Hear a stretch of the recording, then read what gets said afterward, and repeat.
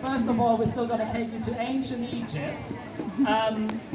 It's a song about where back in the olden days, people in ancient Egypt were living in harmony with the River Nile, so they had the Nile floods, and that's what kept their grounds fertile. And it meant that the humans had to move out of the way for part of the year, and then floods would come, deposit all the mud that would make the fields fertile, and then they could come back and reap the corn.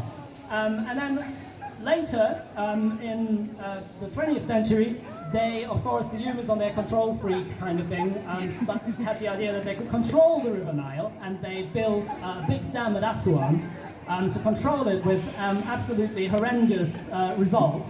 So they basically took away their own fertilizers, and now they have to fertilize the fields with lots of chemicals. It's really brought down a lot of the natural biodiversity in the Nile Delta.